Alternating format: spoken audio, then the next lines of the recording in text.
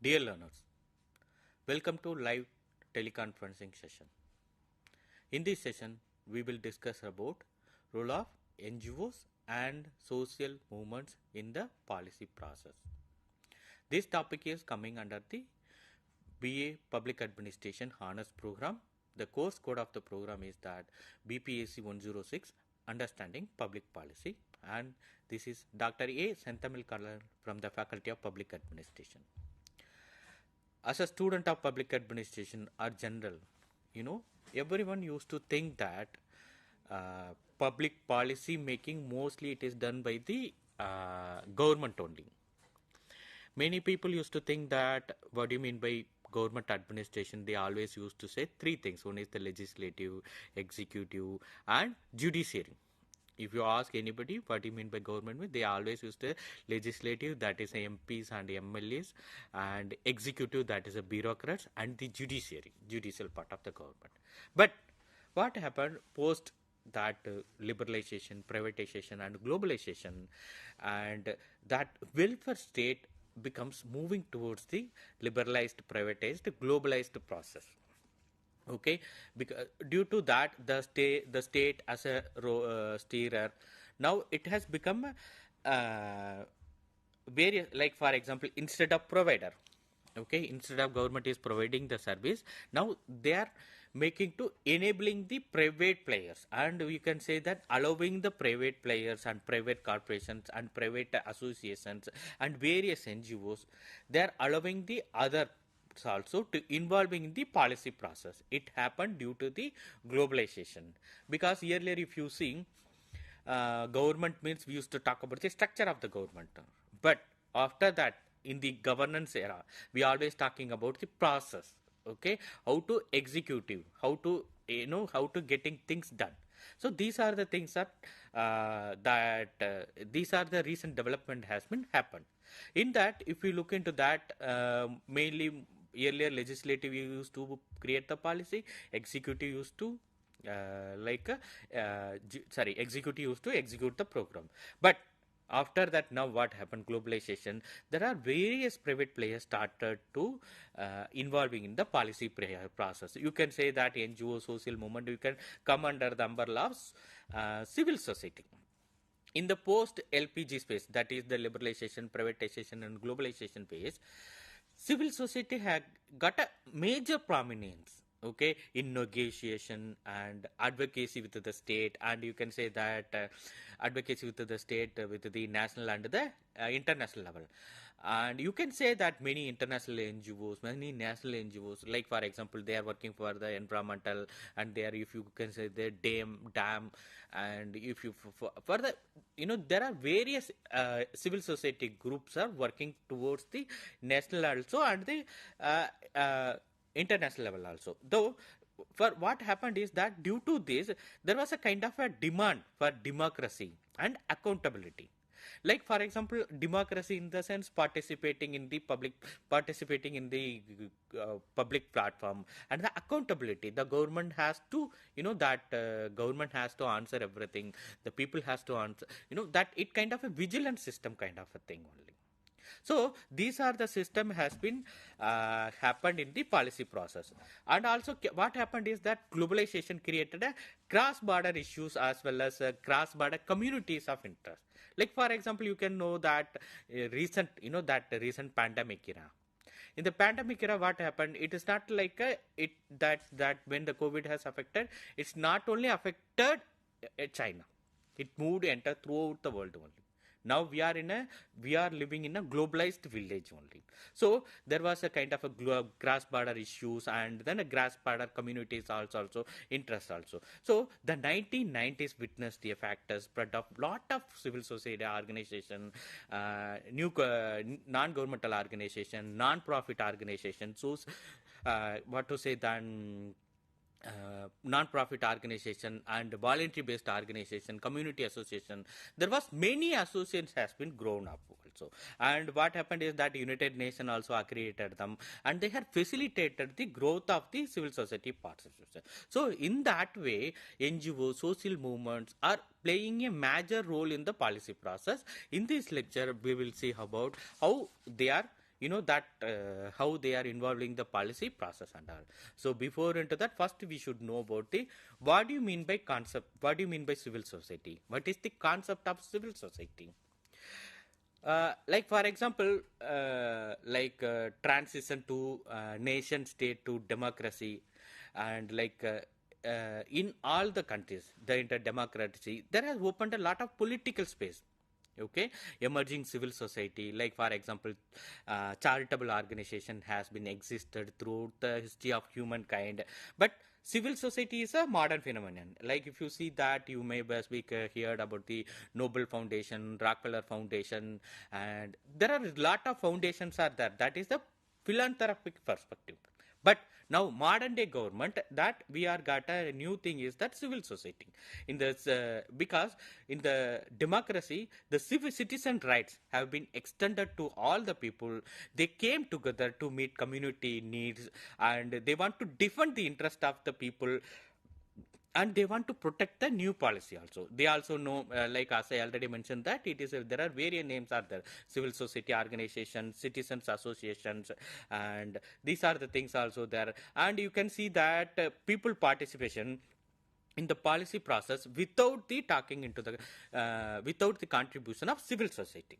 So that we can say that it is a third sector of the society. Civil society, we can say that third sector of the society, because without participation of the civil society, that third, like for example, that policy people participation is not enough. So it is a kind of voluntary, self-governing, and mostly if you see, it is a self-supporting, and there is they have a own legal border, and they used to have a shared values also. In a civil society, they used to promote the decentralization, public participations, and people empowerment, and debureaucratization in India. Over the years, if you see, the role has increased manifold in the field of policy making. Earlier, if you see, like for example, when we got independence, first thing is that we want to construct the institution, we want to improve the eradicate the poverty, we have to improve our educational facility. Mostly we have constructed many things about the social sectors also, and mostly we used to constructing or building up new institutions. So after that, what happened is that time that humanism is missing. The human component is missing in the public sector, in the public policy making and all also. So after LPG, they have given a more important towards the human component, and in that civil society, they always used to fight for the well-being of the human people. By civil society, we mean all public activities are carried out by individual or organization, or we can say movement other than employees. Okay, their members, like civil society members, their common role is common purpose only. In contemporary times, they have become a legitimate groups in the public policy action group, and in much more effective individual than public policy process. Like for example, if you take the example of Mastur Kisar Sankirtan, they have worked hard to bring the right to information, and many dam issues, like many forest issues, lake andolan. So many movement has been happened that they were the part of the policy making process. So in that way, civil society is an umbrella term. Okay, it is not a unique term, it is an umbrella term. It has a charities are there, cooperative groups are there, non-governmental organizations are there, non-profit organizations are there, volunteer organizations are there, professional associations are there, and you can say that social enterprises are there, and social movements are there. So among these, all these things like NGOs and social movements are playing a major role in the public policy making. So far we have seen about the concept of civil society. Now we are moving into what is the meaning and the nature of NGOs. Okay, NGOs is the most formal and structured form of civil society. Okay, it is an NGO, means non-governmental organization. It's just kind of a formal, and it's a structured form of organization, and it's not only a non-government, but this work as a non-profit organization. World Bank has said that excuse me, NGOs as a private organization that pursue activities to relieve suffering, promote interest of the people, protect the environment and provide basic services and undertake the community and development. So the United Nations are that UN has given the acronym that is NGO, that stand for the non-governmental organization. This why the UN has given the term is they want to distinguish NGOs from the agencies of government. They want to make a differentiate from the government. That's why they have given a term non-governmental organization. Like for example, if you take many organizations like Axfam, Greenpeace, Red Cross, Amnesty International, and others are serving national at the international level. And our former UN Secretary General Kofi Annan has observed that NGOs are the conscience of the humanity. And French writer Alexis said that it is an institution of a democracy. Okay, sometimes NGOs are considered as a equivalent to non-profit organization, but some NGOs have a different character than from the non-profit organization. Most of the time these non-profit organizations are focused upon the service, because mostly if you see the NGOs used to provide a role of the advocacy, that they advocate for a cause and mission. And like NGOs also, you call it is the non-state actor. They point out the emerging influence of the NGOs on policy making, while other consider the state agencies. So the growing, based on that, if you look into that, now there are a growing number of NGOs. There are signing of increasing pluralism and democracy. A large number of NGOs helping in manifesting diversity of society, and they are the representative of the different social sides. And you can see that the NGOs vary in shape, size, and activity and area of working also. Some NGOs used to work for the education, some NGOs working for the women empowerment, some NGOs used to work for the domestic violence, and some NGOs used to for the environmental protection, some NGOs used to work for the human rights. And they don't have standard size. There is that there is a standard size or shape or activity. It used to vary from each and everything, and it's all depends upon the cause. Okay, and in NGO we have that NGOs have a legal status. They have to get themselves registered under the Society Registration Act of 1860s. That is Societies Registration Act of 1860. Normally it is considered as a independent organization. It's neither run by government nor by the profit making. Like a private sector business. Okay, it is neither run by the government nor by the profit making institution. Mostly it used to be working for the cause or service only. And if you see the major characteristics of NGOs, mostly NGOs are non-governmental, and it's a private in nature, and they are separate from the government. Okay, and they have a own structure, and they have a own rules and regulation. They are not bound by the government. But if you receive a money, or if you receive the that is different if you come to that. And if you saying about the structural part, NGOs have a formal structure. They have properly defined the roles and responsibility, and mostly NGOs used to work for the welfare of the society.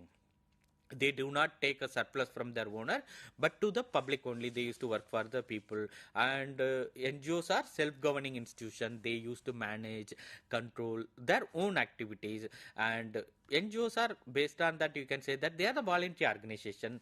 They have a NGO professional. Majority of the people are mostly participate in the social service sector only. So far we have seen about the NGOs. Now we are moving into the movements. What do you mean by social movement? Like for example, social movement is a widely shared demand for change in some aspect of the social or political order. Okay, they are the result of social structure and social process which affect the policy making. It can be triggered by scandal or politicized activities of the political leaders, or you can say that it is a new generation takes up a cause, like for example cause against any public, cause against corruption, cause against any social issue, cause against any women abuse. So these are the things are there. It used to happen. It's a kind of a compared to NGO, social movements are a loose coalition of groups. Okay, they have a organization, but they used to have a common goals. And mostly if you see, social movements are innovative, but they doesn't have a hierarchy, they are non-hierarchy. They used to have a collective number of people as a significant political impact. Normally they used to have like for example, social movements have a ample space to listen the individuals to be heard. Mostly the social movements used to come out from the resistance to the status quo, which members demand basic human rights as a resistance to the future violation of the rights. And they used to, like for example, if you take, they used to oppose government initiatives like large scale dams, buildings, commercial fisheries, industrial activities are ecological sensitive. You can say that if you want to know the oldest example of social movement are that labor movement. After the 1960s, what happened? We have witnessed a lot of, that many social movement has made the impact over the policy process. Like for example, women rights movement, and to save the environment, to save the league. There are various movement has been engaged at also. Now we have seen about that, like we can classify, depends upon the cause, we can type the divide the social movements type. One is that resistant movements for the cause of ecology, environmental protection, peace and disarmament. Like for example, if you take ecology in the sense, if you construct any 6 land road, or if you construct any dam, or if you construct any developmental projects in the hill station, so that kind of movements used to raise up to protect the ecology, environment and the peace and disarmament. And another type is that permanent. Although it is unofficial, like international tribunals conducting inquiries, the decision, like for example, cases of state oppression. Okay, that like you can say that United Nations Human Rights Agency, like, or otherwise various human rights movement also used to be there. And another one is the movements by the NGO to put pressure to the state and punish perpetrator to human rights violation, and recover victims from the wrongfully appropriated property. And fourth one is the consumer based movement to hold government and corporation accountable for the technological disasters and policies adversely affecting human welfare. Like for example, you can do that public service delivery, or otherwise consumer based, like mostly it used to happen, like for example, corruption based. And finally, we can divide the social movement based upon the counter conferences, like tandem with official state and international conferences and consultation. And they used to delegitimizing the later, and they used to bring about the in a global and grassroots level agenda also. So if you see, these social movements emerge as a part of social response or social need or particular issue or particular situation. It used to get attention to of the policymaker and public policy administrator also. It used to make some kind of a policy implication.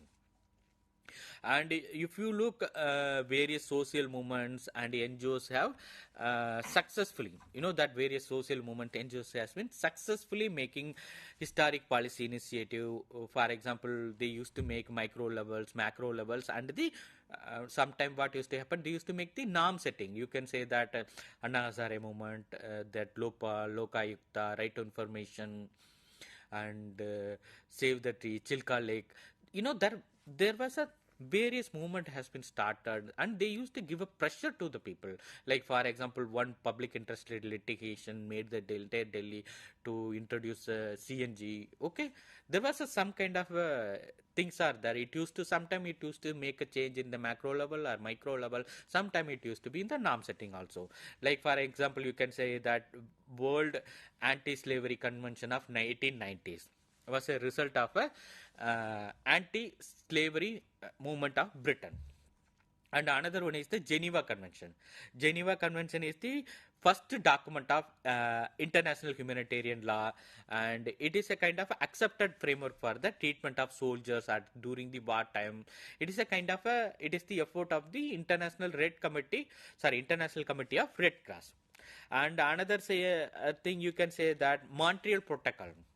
It's a substance depleting the ozone layer. 1987 was the result of efforts NGOs working for the environmental protection.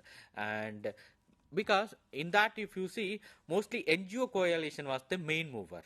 And the article, if you look into that article 71 of the United Nations or UN charters, gives NGOs have the right to voice, raise the concerns in international policing. Like right now, you can say that around more than 2,500 NGOs in India, they are doing the consultative process with the United Nations. In India, if you look into the example of India, there are many associations are there after the independence. Like for example, All India Spinners Association, All India Village Industries Association. So most of the active NGOs, they were worked during the freedom struggle. So after independence, after that abolition of Jagirdari, land reform, okay, were the result of the efforts of various NGOs and the patient movements in India. For first time, the large scale role of NGO, socio-economic development was mentioned in the 7th 5-year plan. In that, the government of India has allotted 1,500 million were allocated for the NGOs to carry out the development welfare related activity. In the 7th 5-year plan, they have allocated money to the NGOs, and after that in the 10th 5-year plan, they have emphasized the role of NGOs are the integral part of the development. Okay, they are the integral part of the development.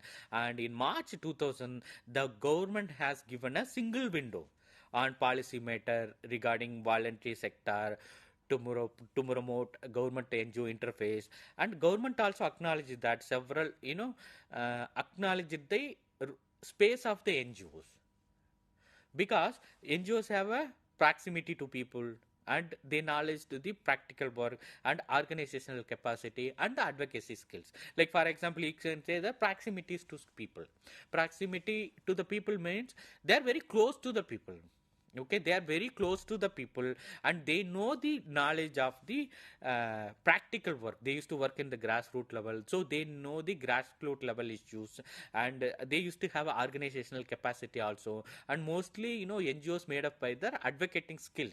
They used to do the capacity building, or you can say advocacy. So these are the, due to that, the government has acknowledged the work, and they have made the partner of the any public policy process also. So the changing socio conditions of the nations, and you can say it's a kind of a public-private partnership facilitated the role of NGOs in the development process. So you can say that throughout the circle, NGOs has played a major role in the policy process also.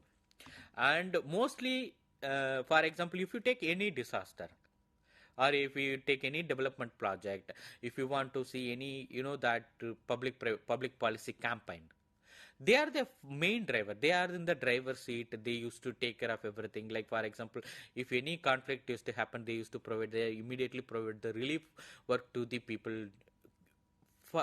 because they used to stay in that local area, so they know the very well of the people also, and mostly they are the main driver. That's why that government of India has started accreditation to give the NGOs, and they recognize the work, and they made the NGOs to the part of their work to make a public policy, any policy.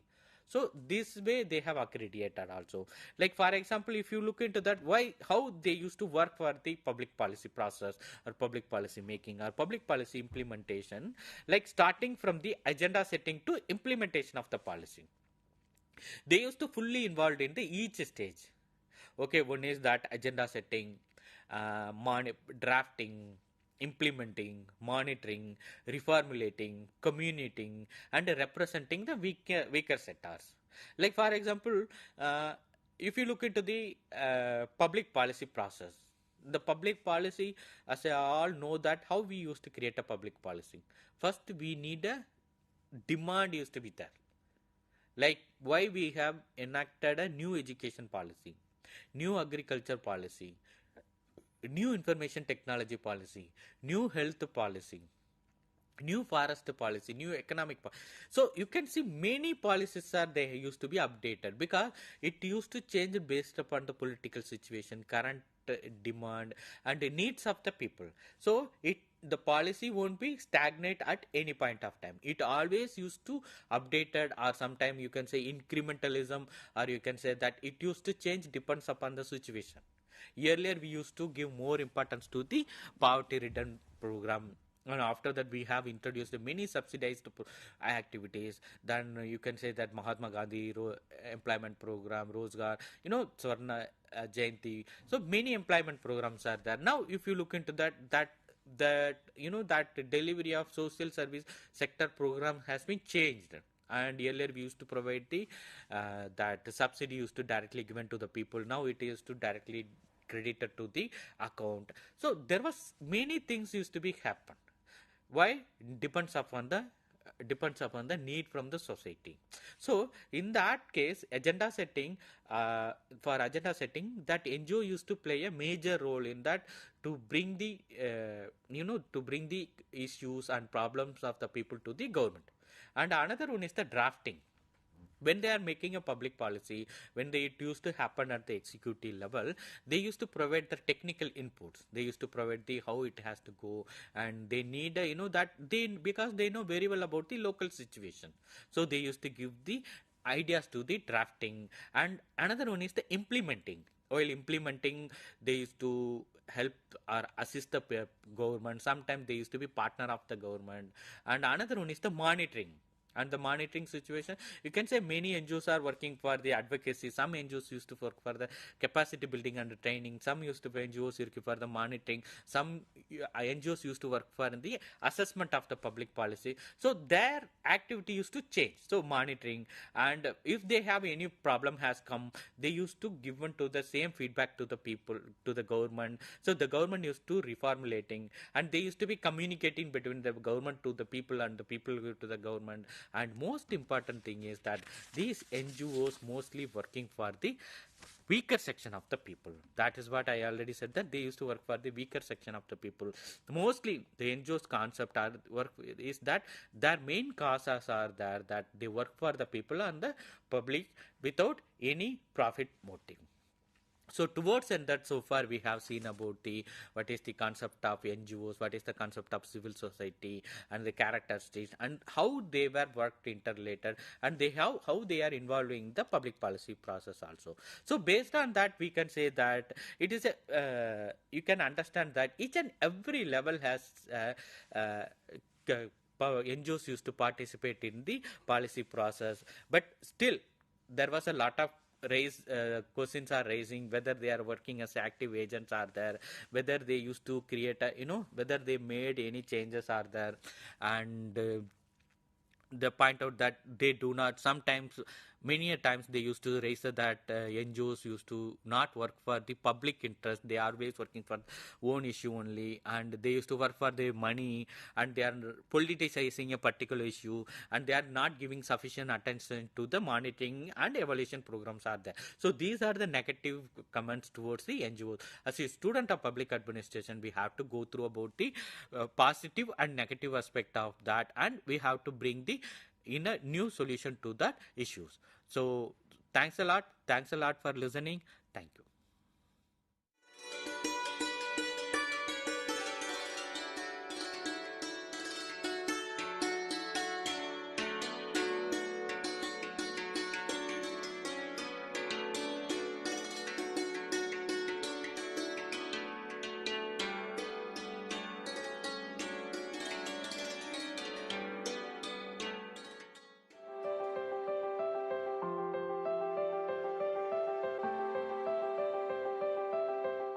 Are you interested in television journalism or radio journalism or online journalism?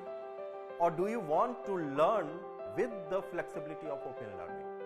Or if you are a working professional, wants to enhance your knowledge and skill with certification in the field of electronic media, then School of Journalism and New Media Study IGNOU offers PG Diploma in Electronic Media for you.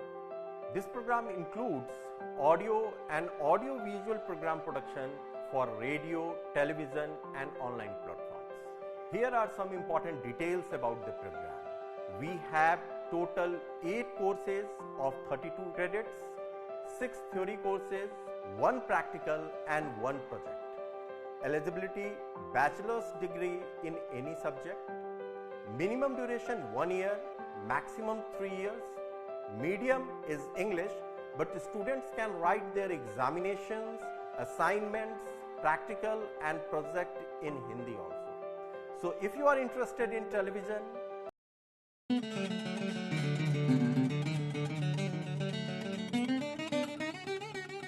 we welcome you to join the bouquet of programs offered by the School of Humanities, the Indira Gandhi National Open University, New Delhi. The Indira Gandhi National Open University, New Delhi is a mega university today. It was created by an Act of Parliament in 1985. It is the world's largest university with an enrollment of about 3.5 million current students and 3.2 million alumni.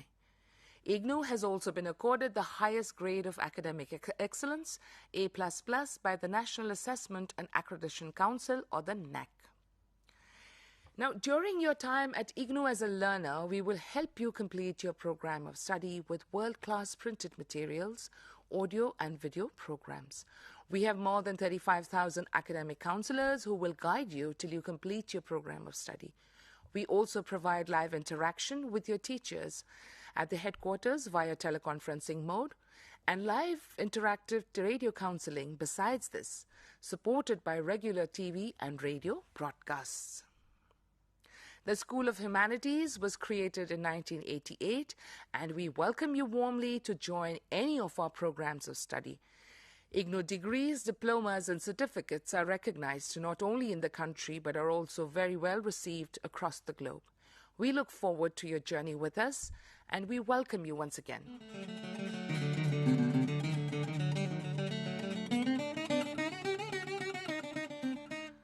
The School of Humanities of the Indira Gandhi National Open University offers more than 26 ODL programs, which is open and distance learning programs, and now more than 10 online programs. A very interesting feature that we have, a very interesting program that we have on offer right now is the BA English Honours. Now, in this particular program, what we've done is we've taken a large number of courses from English, which means is English as a discipline. And then we have also put in other interdisciplinary and skill-based elective courses. So all of them combine to give you the BA English Honours, which gives students the exposure to subjects which is related to English literature as well as other disciplines, and it will introduce you to various aspects of literature through the core, the discipline-centric, the ability, as well as the skill enhancement and generic courses. Now, it also exposes learners to the importance of interdisciplinary study, which is in keeping with the National Education Policy 2020. And how do we do this? Because we enable learners to opt for courses which are outside their discipline, not just from English. Now, the eligibility for this program, the BA English Honours, is you need to have a 10+2 grade. And for those students who do not have 5 core subjects, right? Especially if they have a SUPW course as the 5th subject, they need to pursue one senior secondary level course from the National Institute of Open Schooling, New Delhi, or any of the state open schools, so that you meet the minimum eligibility condition of having passed in minimum of 5 core subjects. The medium of instruction, needless to say, is English. The minimum duration of the program is 3 years, and the maximum your registration is valid is for a period of 6 years. Now, the BA English Honours program is offered both in the January as well as the July cycles of admissions. The fees for this particular program is rupees 4,200 per year. So in a total, you pay 12,600, and you also need to pay a registration fee of 300, which is only at the time of admissions. Now, in the BA English Honours program, let me tell you a little bit in detail. We have 14 core courses of 6 credits each. So your core courses will contribute to 84 credits. The list of courses is BEGC 101, 102, 3, 4, and it goes on till 114. And we begin with Indian classical literature, and we come down right up to post-colonial literature. Then we have the discipline-specific elective courses. So you need to opt for 4 of these courses, and these courses are of 6 credits each. So it's a total of 24 credits. Now, the discipline-specific elective courses are offered in the 5th and the 6th semesters of the BA English program, and you have understanding prose, understanding drama, understanding poetry, and understanding the novel. Then you have ability enhancement courses and skill enhancement courses, like I told you earlier. And these are, you have to do 4 courses in all, and each course is of 4 credits, so that means a total of 16 credits. The ability enhancement compulsory course is compulsory. One in the first year, you have to do it in the first semester, and the other in the second semester. So both the ability enhancement compulsory courses you will be doing in your first year of BA English Honours. Then you have the skill enhancement courses, or the SECs, which are basically value-based or skill-based courses, and they are designed for helping you develop competencies and skills in various areas. And these are on offer in the 3rd and the 4th semesters. So these are 2 courses, 4 credits each, so that means 8 credits, right? Then we have generic electives. Again, 4 courses, 6 credits each, 24 credits. Now, the generic elective courses are the other type of electives that are on offer in the 1st, 2nd, 3rd, and 4th semesters of the program. So you're going to be doing it in the 1st year of your BA and the 2nd year of your BA English Honours. And these courses are interdisciplinary. Now, that in short was the BA English Honours program, and if you need further details, you can log on to the website www.ignou.ac.in, and from there you can also navigate your way to the School of Humanities and look under programs. Or you can also write to the program coordinator, School of Humanities. Her details are given below.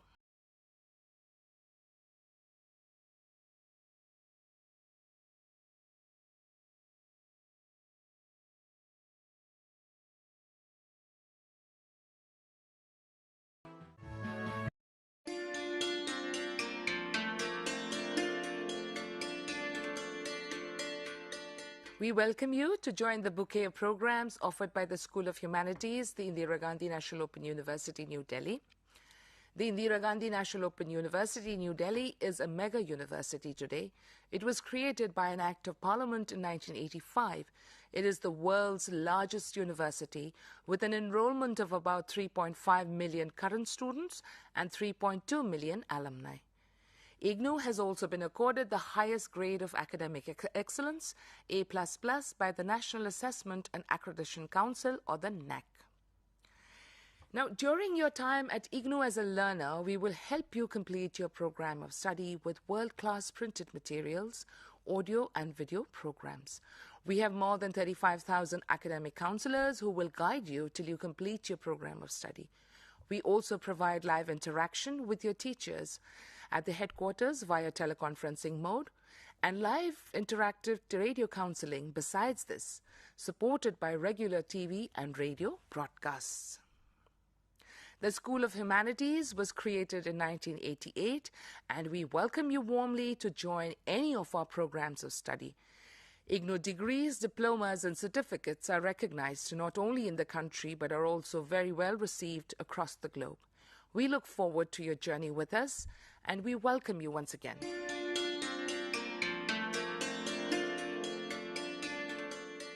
Now we shall talk about the postgraduate diploma in American literature, and its code is PGDAML.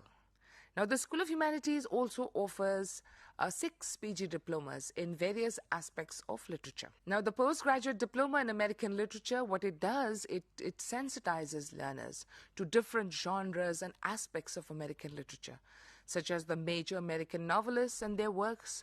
Then we look at the major American dramatists. We look at the specificities of American poetry. How did it start? And we bring it up to the modern period. And lastly, we also look at something which is an integral part of the curricula in colleges and universities across the globe, which is literary theory and criticism. So we begin from classical times. We include romantic criticism, new criticism, feminist theories, deconstruction, and we come down to contemporary theories. The eligibility for the postgraduate diploma in American literature is a bachelor's degree or a higher degree from a recognized university. The medium of instruction is English. The duration is between 1 and 3 years. Your minimum period is 1 year, the maximum 3 years. And this program is offered in both the January and July cycles of admission. The fee is rupees 7,000 plus 300 rupees for registration at the time of admission. So in this particular PG diploma, we have a compulsory component, which is MEG 5, Literary Theory and Criticism, and then you choose any 3 courses. So you have a choice between MEG 6, American Literature, MEG 11, American Novel, MEG 17, American Drama, or MEG 18, American Poetry. So you choose 3 of these, and the 4th one is your MEG 5, and you complete your PG diploma in American Literature. Now, if you look at your screen very quickly, that is what the syllabus is comprised of, which I already told you right in the beginning. For further details on the PG Diploma in American Literature, you can log on to www.ignou.ac.in, or you can write to the program coordinator, whose details are on your screen. Now that I've given you the details of the program, I hope you enroll for it, and we will guide you through it. We will help you. We are with you every step of the way. So good luck with your program of study.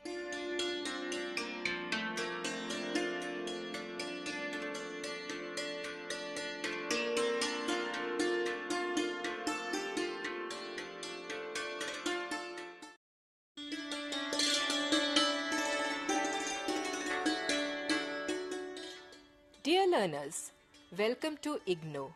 You're going to lead with a difference. So how do you lead with the difference? The unique attributes of the university system through which you're going to go for the management program or any other program is the multiple entry and exit. It provides flexible learning where a learner can learn at its own will and at its own pace. It offers multimodal approaches. Like we have MBA, the normal through the distance learning mode and through online mode. So it has a multimodal approach. It has face-to-face counseling. It offers web counseling also. It provides continuous evaluation to enhance the skills of the learners through assignments, and it provides the opportunity for the learners to appear for the exams twice a year through term-end examination system. It gives interactive satellite-aided communication network through teleconferencing, and it also gives the radio counseling also. When we talk about School of Management Studies, it was the first school and it had the pioneer program of Diploma in Management. Till date, it has been offering around 14 programs in management and 13 programs in commerce disciplines. The school has international presence as well, as it provides the programs in specific Asian and African countries across the globe. Now talking about Master of Business Administration. What are the objectives? What are the learning objectives of this Master of Business Administration? What are the unique features of this Master of Business Administration, which IGNOU is offering? First of all, it revitalizes and accelerates the pace of your professional development. And how can it do it? Through this program, which is one of its kind and it has been built through the insights and knowledge of faculty and experts.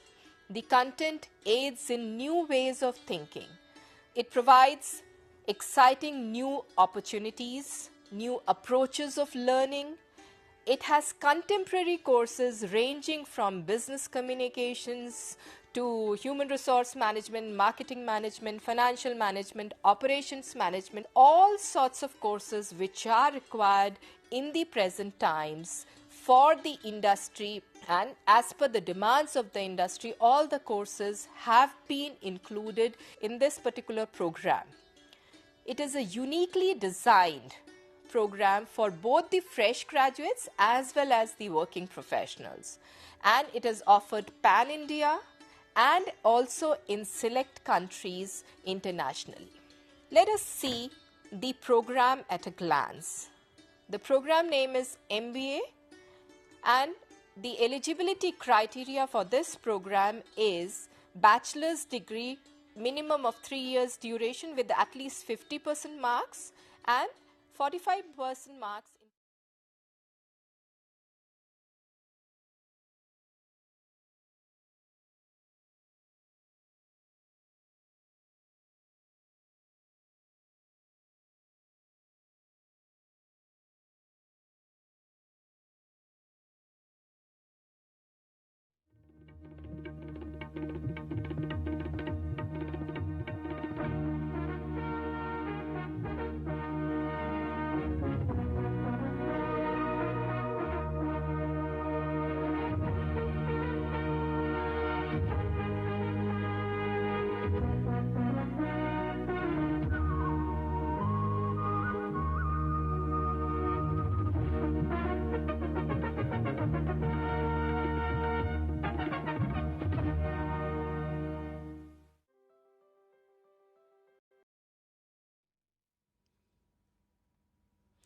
Dear learner, welcome to a very important topic today I will be speaking, that is the role of civil society organization in migration governance. The short form is CSO. This, if you see the international migration governance is very important because migration linked to all other things, as I mentioned in many of my earlier session, that migration is very important for innovation, very important for other form of development, human development and all, and it is very important for a country like India, which has maximum number of international migration today. Put together it is having around 20 million migrant stock, and all together with the diaspora it has 32 million, and this is the largest diaspora today, and this is very important for a country like India. You have witnessed many times migrants face problem of exploitation. They sometimes they don't participate properly in the home and host country in many economic matters. So this governance aspect will take care of all those things. So when we talk about migration governance, it is a very complex term. It has an ecosystem of formal and informal institutions. When I talk about formal institutions, it will be government, UN bodies and many other multilateral organizations. Informal systems, institutions are many forms like civil society organization. And we have already witnessed that government alone cannot make a good governance, because it has it requires lots of partnership from various organizations, and that we have witnessed in recent refugee crisis. From 2015 onwards, we have several places refugee crisis, whether it is Ukraine, whether it is Syria, Afghanistan, Rohingya. You have witnessed several times lots of huge migration, and those are forced migration, and there is sometimes no host or home country willing to take care of these migrants, and this is a very big challenge for humanity. And we have also witnessed this in COVID-19 situation, where migrants have to face the problem, most of the problem. And we have also witnessed in recent wars like Russia, Ukraine and many other area. Okay, so this is a complex area, and I want to talk about how this can be sustainable and the role of civil society organization in migration governance. Especially if we see the international migration, it has been increasing in number, if not percentage, and south-south migration is equally important and need attention. South-south migration means the developing countries and underdeveloped countries, especially those are in Asia, Africa. Within that also we have seen migration is very badly managed, and you have seen the border crossing and all this. And recently when you have seen the south and north migration, if you see many people, they have taken flight and they are caught in France, and this is called very, very bad for migration governance. And today, if we see this kind of things should not happen with the advancement of technology, but still happening. And if we see migration governance, it has three important areas to talk about. One is adherence to international standard and fulfillment of migrant rights. Second one is formulating policy using evidence and a whole of government approach. Third one is about partnership.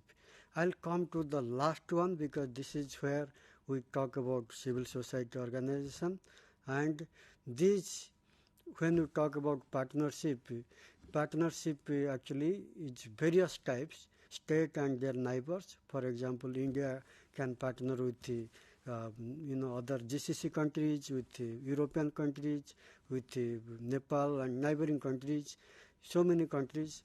Then sub-national authorities, like we have nation called India, but there are also migration happening within the region.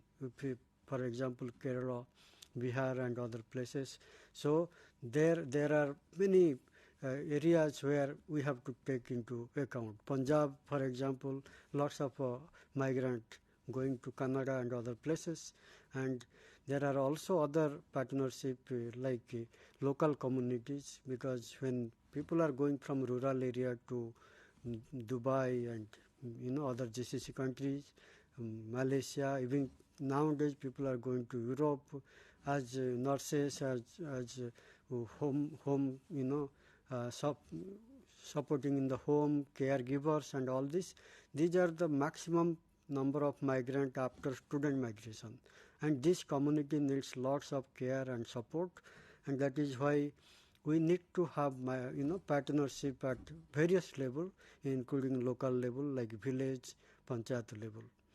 Then we need to have also partnership with families, diaspora organization, employers and unions.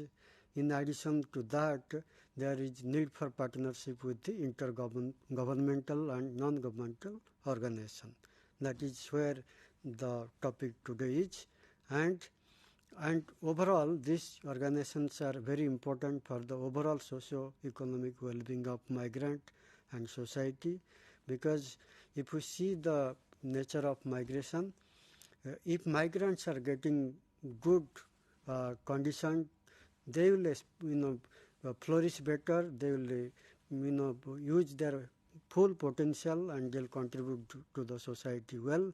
And when they contribute to the society, two countries will benefit. One is home country, another is host country, and obviously the family community will also benefit. And obviously if we see today, India receives highest amount of remittance, about more than 128 billion, and which is highest compared to any other countries, and this comes from rural area, and this remittance are sent by rural people mostly, and this will be used for rural development and many other healthcare, education, and that is where the bottom of the society will benefit.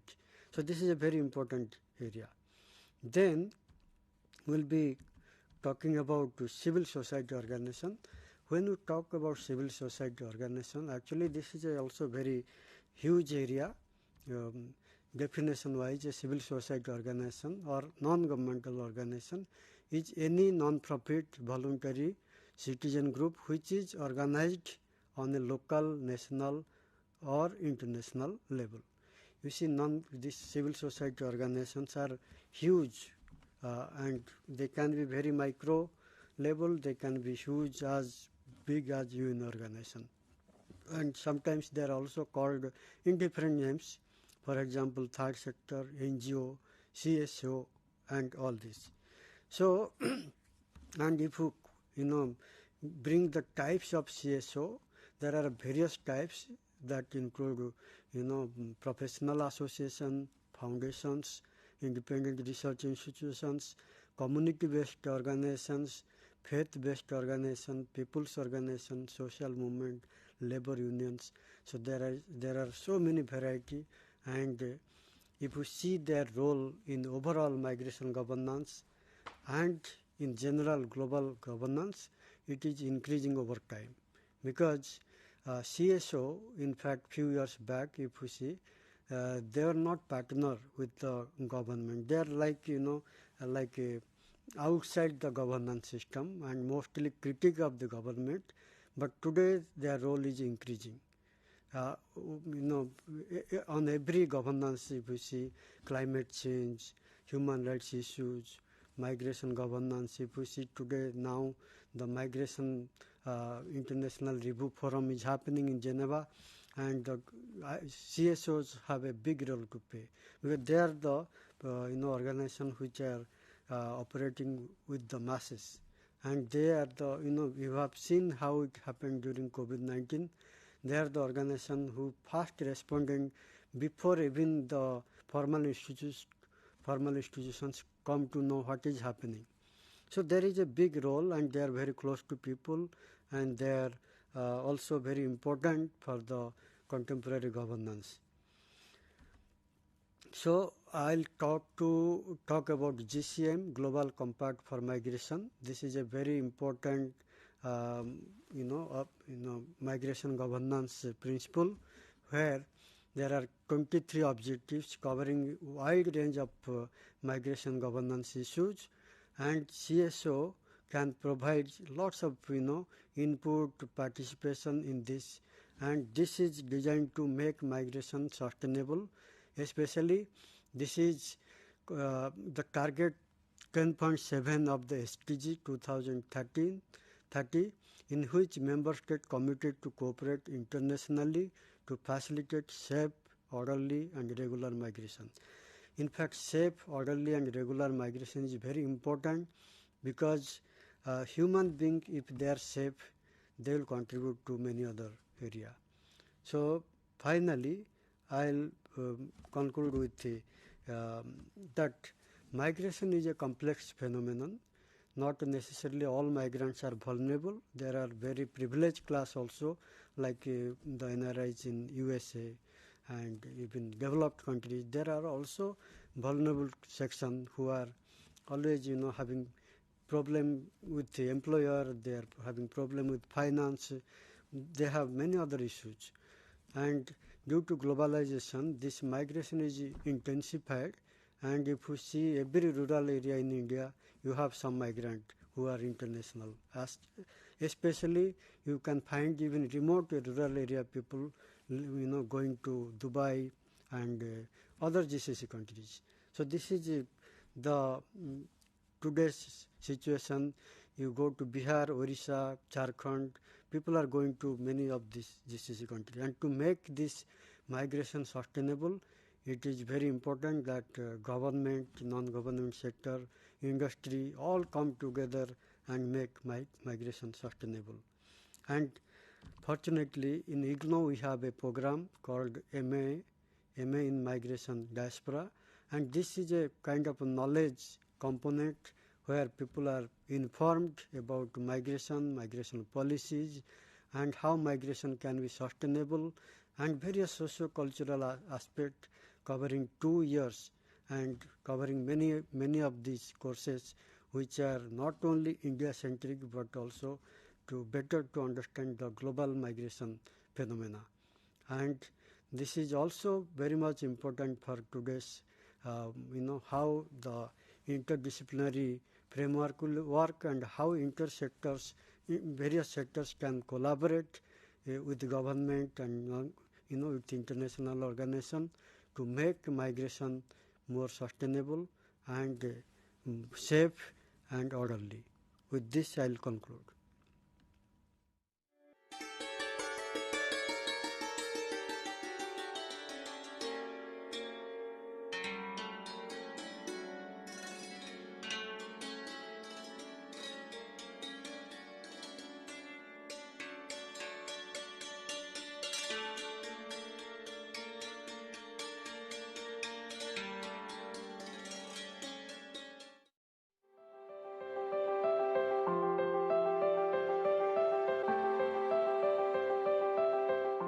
Are you interested in television journalism or radio journalism or online journalism?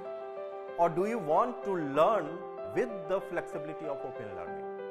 Or if you are a working professional, wants to enhance your knowledge and skill with certification in the field of electronic media, then School of Journalism and New Media Study IGNOU offers PG Diploma in Electronic Media for you. This program includes audio and audio-visual program production for radio, television and online platforms. Here are some important details about the program. We have total 8 courses of 32 credits, 6 theory courses, 1 practical and 1 project. Eligibility: bachelor's degree in any subject. Minimum duration 1 year, maximum 3 years.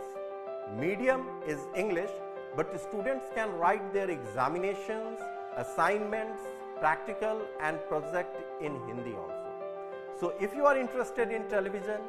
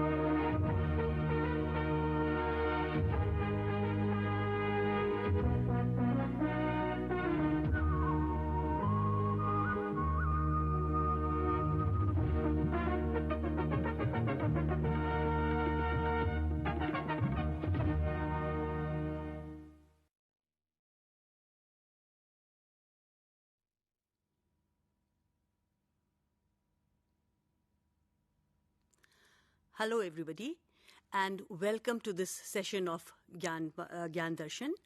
Let me begin by introducing myself. I am Neera Singh from the Faculty of English here at IGNOU, and I am coordinating the BA and BA Honours English course, the CBCS course on Understanding Prose, the code for which is BEGE 141.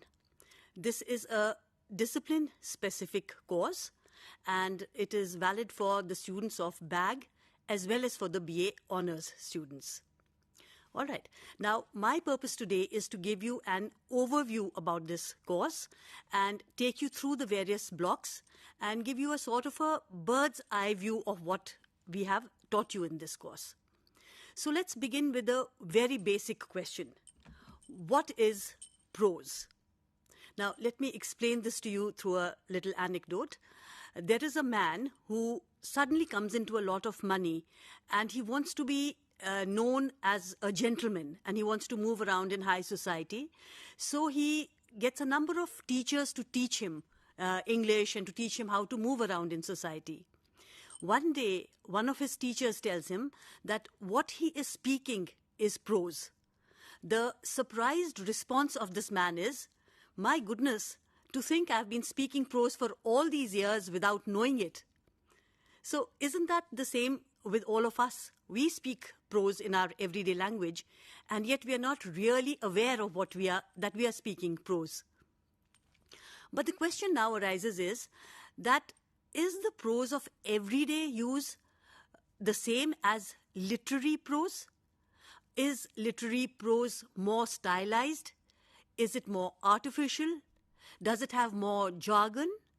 So all these questions will be answered one by one in the course of this course, BEGE 141. Now, let me tell you how we've divided this course. The course is divided into 4 blocks. Block 1 is varieties of prose. And we've taken up 3 kinds of prose here. The first is descriptive. The second is narrative. The third is expository prose. So that's what we've taught you in block 1. In block 2, we've taught you the short story and essay, which are forms of prose. In block 3, we've taken you through biographies and autobiographies. And in block 4, we've taken up diary, speech, letters, and travelogues as prose forms. Now, the first thing that we've taken up in block 1 is descriptive prose. Now, what is descriptive prose? Descriptive writing describes things as they are or as they appear to be. It's a description of the events. It can be a description of the events, it can be a description of people or places, or even the internal dialogue of a person, right? Generally speaking, descriptive prose is not entirely independent. I mean, you can't have a novel or a short story based entirely on descriptive prose. There is a judicious blend of description as well as narration, right? So then we come to narrative prose. But before we go on to narrative prose, let me tell you about how descriptive prose can sort of evoke visual images in a person's mind. I'm sure you're all familiar with R.K. Narayan, the great writer, who actually created, by his writing, he created an imaginary town called Malgudi. And that's where he placed his characters. And because of his very, very vivid descriptions, the TV producers were able to sort of recreate a town based on the writings of R.K. Narayan. Right? And it's not only R.K. Narayan who's created imaginary towns. We have a very famous Canadian author called Margaret Lawrence. She also places all her novels in a fictional town called Manawaka. All right. So, with your powers of description, your descriptive prose, you can evoke a lot of visual images. Right? Now, as I've said before, that descriptive prose is concerned mainly with seeing things as they are, and narrative prose carries it further And there is a lot of action in narrative prose. Okay, there is a lot of movement from one place to another. And this is mainly achieved by dialogue. Correct? All right. So, in the first unit, in which we talk about descriptive prose, we've given you two passages. One is H.G. Wells, it's from H.G. Wells, The War of the Worlds, and it describes a person from Mars. It's a very vivid kind of a imaginary description, of course, as we don't know anybody from Mars. And the other passage is Isaac Denison's Out of Africa. And again, there are very vivid descriptions of birds there. So when we read the passage, immediately we can sort of visualize the birds that are being described. Okay, so next we come to narrative prose. A narrative is a description of events. We are sort of carried along the stream of action, and when we narrate a story, we concentrate on the sequence of events. For example, the Ramayana and the Mahabharata are narratives. You know, the story is carried forward with a sequence of events. And there's a very nice quote by Rudyard Kipling in which he says, "I keep 6 honest serving men. They taught me all I know. Their names are what and why and when, and how and where and who." So what happens? Why does it happen? When does it happen? How does it happen? Etc., etc. All these questions are answered in a narrative. Narrative prose is, of course, suitable for novels and short stories where the storyline is paramount. And it goes on in a sequential manner, though not necessarily in a chronological manner. Okay, for making you understand what narrative prose is, we've again taken up 2 passages. One is from Charles Dickens' Great Expectations, and it describes the protagonist, who is Pip, his first visit to an old lady called Miss Havisham's house. Now, Miss Havisham has been jilted at the wedding altar, and so she's become a complete recluse. She has confined herself to her own room. In fact, she has not even gotten out of the wedding dress that she had worn, and it's been years. So the description of the room that Charles Dickens portrays is actually phenomenal, because you immediately get the feeling of decay, of, staleness, and the whole depressing atmosphere of the room. So, that is not only narrative prose, but also descriptive prose. So there's a very judicious blend.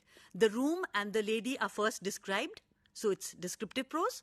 And then, of course, the sequence of events when he starts talking to Miss Havisham, that is narrative prose.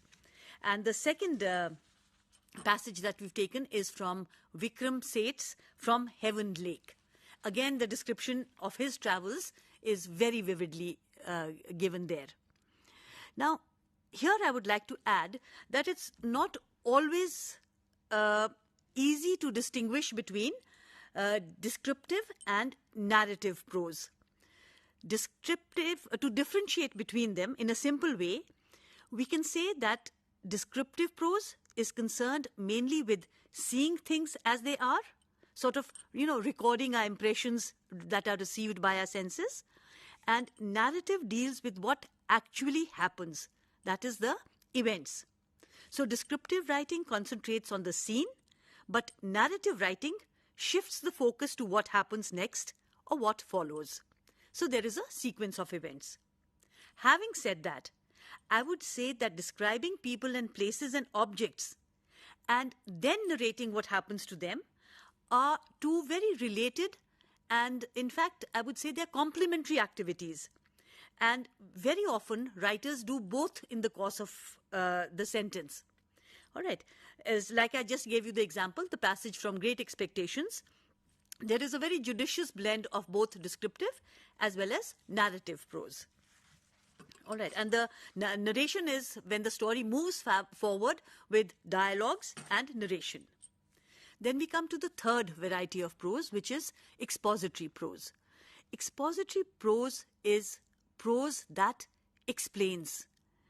There are various techniques of exposition, and the chief among those is explanation.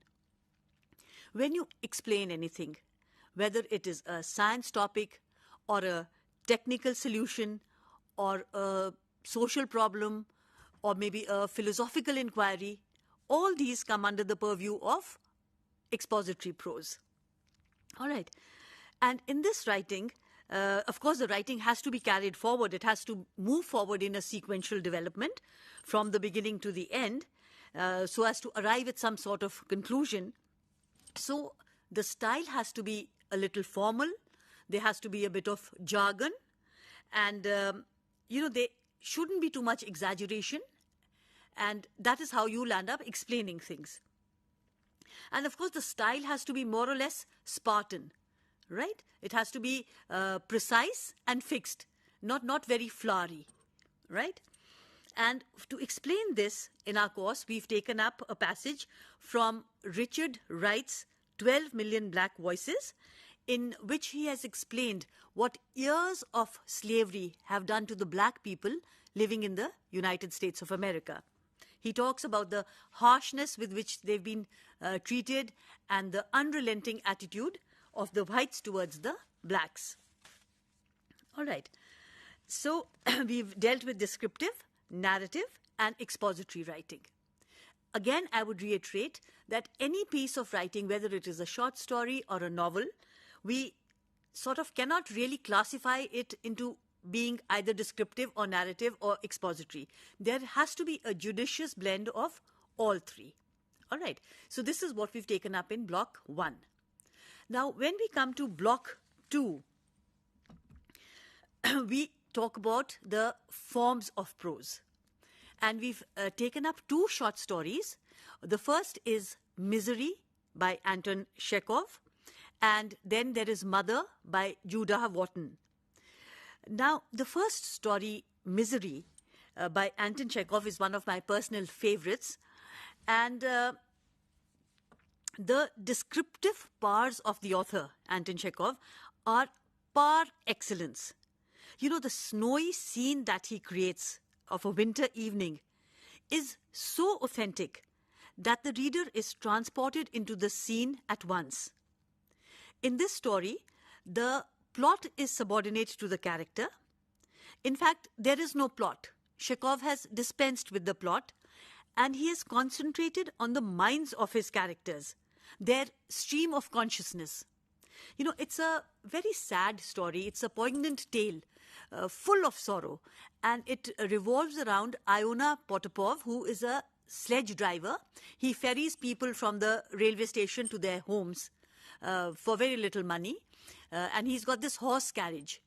And he has recently lost his only son. Naturally, he is full of grief, and his misery is intense. So when he is ferrying these people to and fro, he sort of wants to unburden himself to them. And he begins the conversation by telling them that he has lost his son. But unfortunately, none of the passengers are interested in listening to his story. He tries 2 or 3 times, but to no avail. Nobody is interested in his stories. With the result that when he goes home at night, and just imagine the scene, it's cold, it's snowing, he's a poor man, and he lives alone because he's lost his only surviving relative, only child. So in the end, he goes to his horse and he starts unburdening himself to the horse. So the ending is left open because we don't really know, is the horse even listening, and to what effect? So basically it sort of brings out the unfeeling nature of us human beings, that we are so involved with our own lives that we cannot even give a bit of sympathy to somebody who doesn't matter to us. It's a lovely tale. It's a very lovely story, and you all must actually read it very carefully. So this was Misery by Anton Chekhov. Next story that we've taken up is Mother by Judah Wharton. Again, Judah Wharton is a Russian-born Jewish writer who settled in Australia. So what comes out in this story is the diasporic angst. The search for identity which people who shift to other countries have to face. While you're trying to settle in the new land, you're trying to, establish yourself in the new land, yet you look back at your old nation with a lot of nostalgia and regret. So the story revolves around an immigrant mother who has a number of children. Again, she's very poor, and how she tries to make ends meet and how she tries to settle down in this new land. The descriptions here are very vivid, and by the author, there's no overt kind of I would say he doesn't comment upon anything overtly. For example, how do we get the impression that the mother is poor? He says, he refers to her down at heel shoes. So immediately, when you see that somebody's shoes are totally worn out, you get the impression. And then he describes the clothes. Again, you get the impression that, they are poor people. So there are number of course, the narration is carried forward by dialogues, and the descriptive powers of the writer are, again, par excellence. All right. So it's also autobiographical at some level, and it's not a mere reporting of events. Right. Next, we come to another prose form that we've taken up, and that is the essay. We've in fact taken up two essays. The first is by George Orwell, and it is entitled Shooting an Elephant. The three varieties of prose that we have just discussed, descriptive, narrative, and expository, have been employed by Orwell very judiciously. Here, right at the beginning, in fact, I think it's in the second or third paragraph, he says, early one morning, the inspector at a police station, and etc., and then the story begins. Later, he talks about imperialism being an evil thing. Colonizing a country is, of course, an evil thing. And so from the narration, when he begins the narration, he goes on to explanation. So we have another example of expository prose. His descriptions are also very graphic, because when he talks about the elephant beating the bunch of grass against his knees, immediately the visual comes in mind. And even when the elephant is shot, when it sort of sways down to its death, it sort of falls down, his two legs buckle, his knees buckle, and it sort of lies, sort of kneels on the floor and then lies on its side while it's breathing its last. So that is also very graphically presented, and we can actually imagine the whole situation. All right. Then we come to the second essay, which is entitled On Seeing England for the First Time by Jamaica Kincaid. Again, it's a very interesting essay, and there is a lot of, explanation of the colonizers in this essay, because what happened was that when the colonizers sort of took over a country, they gave the native people a great deal of a cultural cringe. It happened to our country as well. We were made to feel that our language, our religion, our culture, our ways of living were inferior, and the only thing that was superior was that of the colonizers. And that is the way that is how they managed to control our minds. So Jamaica Kincaid also belongs to a country, Antigua, which was colonized by the Britishers. And of course, their whole education system was changed. They were made to read about England. They were taught that the white cliffs of Dover, which is, of course, in England, are beautiful. They are so white, they are shiny white. And people, in fact, wanted to be buried facing the cliffs because they thought that, that was the thing to do.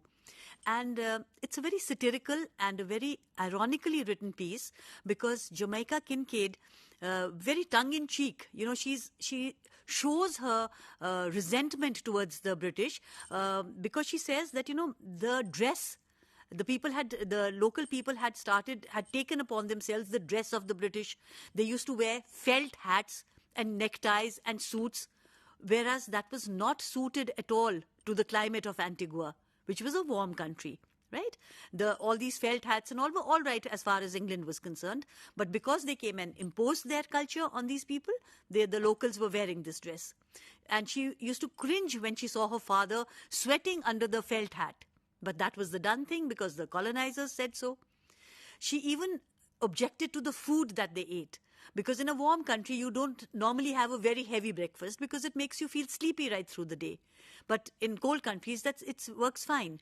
So she says, they were taught to dress like the imperialists, they were taught to eat like the imperialists. So there's a lot of tongue-in-cheek humor also in this essay, especially in the end when she says that when she first visited England, when she saw England for the first time, she was horrified because these white cliffs of Dover, which everybody was raving about, were actually grey and yellow, and they were not even that high. She says there was so much more natural beauty in her own island than in England. All right, so it's another very interesting essay. Then we come to block 3, which consists of the biography and the autobiographies.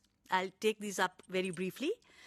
We have 2 autobiographies. One is The Story of My Experiments with Truth by M.K. Gandhi, and the second one is the autobiography of Bertrand Russell. And as far as the biography is concerned, we've taken up Queen Victoria by Strachey. Now, why does one read biographies or autobiographies? One reason could be that as human beings, we are curious about the lives of others. Second reason could be that we like to stimulate our understanding of the human condition. And it could also be, and I'm quoting Longfellow's, the American poet's lines, he says, "Lives of great men all remind us we can make our lives sublime, and departing leave behind us footprints in the sands of time." So the 2 autobiographies that we've taken, included in this course, is, like I said, the autobiography of Gandhi, where he describes his stay with Gokhale in Calcutta. And the autobiography shows his unbiased attitude towards his host and provides very positive and negative, as well as negative opinions. It's not only that he is in praise of his host, but where he's angry about certain things, like his lack of physical exercise or the sheep sacrifice, he doesn't mince his words and he talks about it.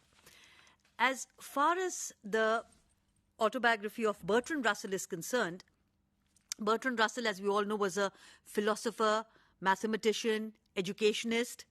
He describes his childhood, and his elegant use of language comes through in his biography. All right. It's very lucid prose. There is no abstract jargon or flowery expressions. He gives his ideas in very precise terms, and it's definitely worth a read. All right.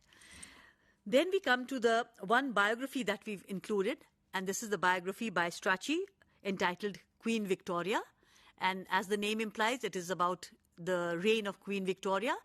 And the passage that we've chosen for you revolves around Prince Albert, who was Queen Victoria's husband. And there's a lot of, it's not only a historical kind of a biography, but there are a number of personal anecdotes also. For example, once they must have had a little quarrel, the Queen and her husband, and Prince Albert locks himself up in the room. And the Queen storms to the room and knocks on the door and says, "Open up." And Prince Albert asks her, "Who is it?" So she says, "The Queen of England." So he doesn't open the door. She knocks again 2 or 3 times, and whenever he asks her, he says, "It's the Queen of England."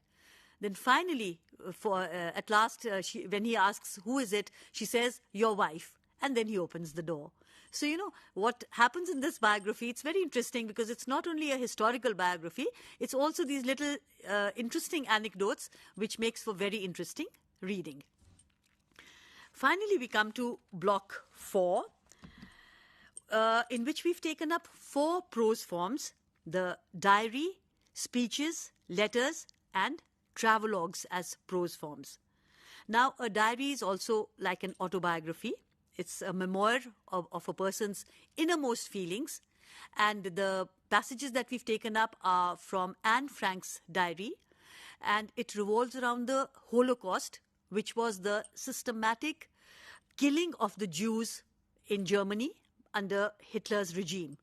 And Anne Frank and her family hid themselves in some friend's attic, where they stayed for a number of days, and that's where Anne maintained her diary.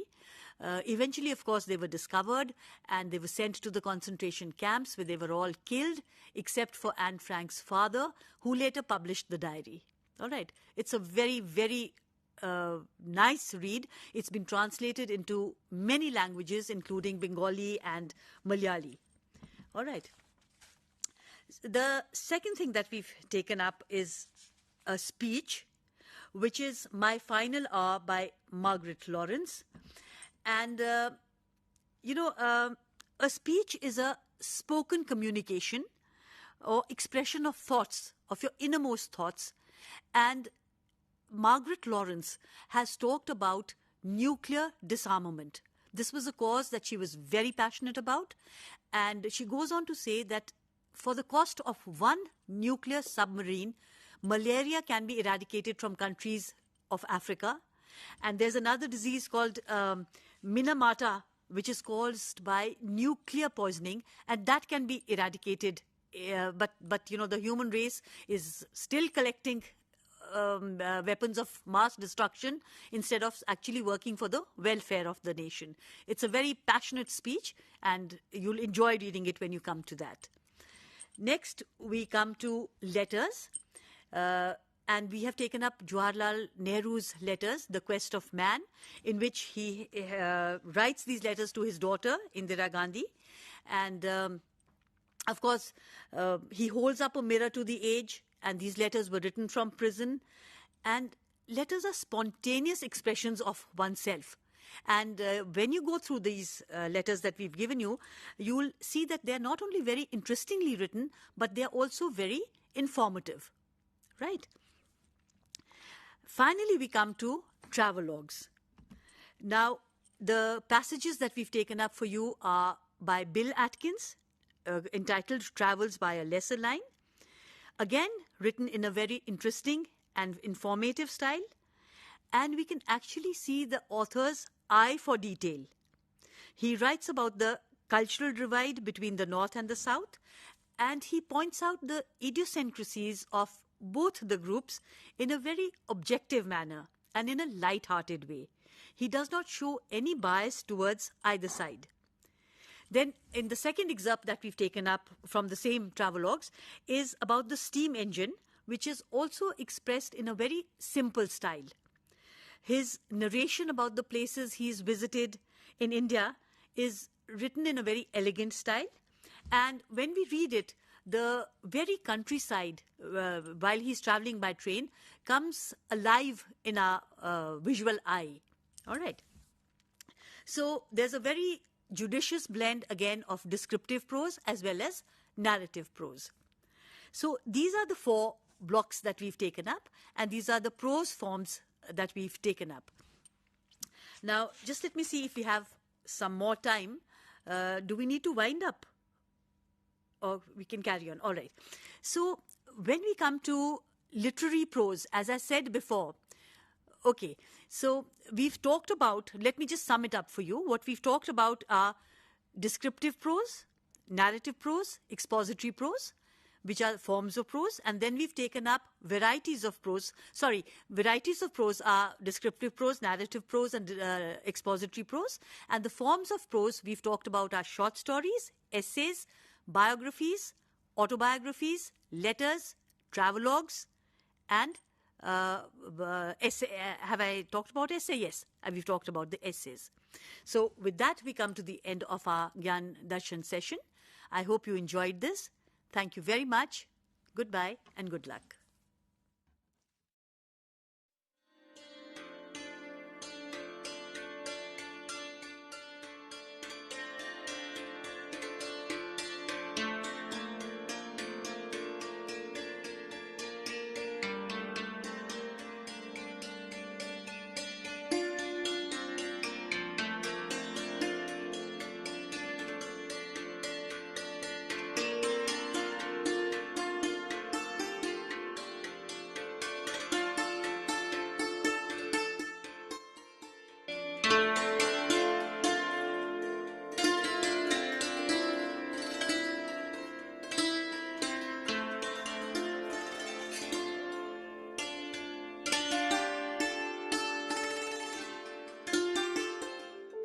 Do you wish to be part of a television studio like this or any other media system? Or already part of any media system, want to enhance a new set of skills? Welcome to School of Journalism and New Media Studies. Here in the School of Journalism and New Media Studies, we are offering program for all set of people to learn and enhance their media skills. The vision of School of Journalism and New Media Studies is to generate a new set of professionals in the area of media and communication studies with understanding about role of media in the national development and global understanding. We offer innovative programs in the field of journalism and mass communication that sets the benchmark of high quality learning and teaching process at the national level. We offer these programs across the country with the help of our regional network as well as study center. Same manner, many of our programs are offered through online mode with a sophisticated learning management system. SOGNMS offers programs from PhD in journalism and mass communication till certificate level. We have masters in journalism and mass communication. The eligibility is bachelor's degree, and we are introducing this program in 3 languages: Hindi, Tamil and English. Students from national and international students can join either through online mode as well as in the distance mode. We have 4 postgraduate diploma programs, specialized areas in the field of development communication, digital media, electronic media and journalism and mass communication program. And all these 4 programs are available in distance mode. 2 programs are available in online mode, development communication and digital media. And we have specialized certificate program in community radio. IGNOU employs various media and communication tools for better teaching and learning process. School of Journalism and New Media Studies utilizes this media system for delivering all our programs. Come and join with us for exploring a new career and enhance your media skills.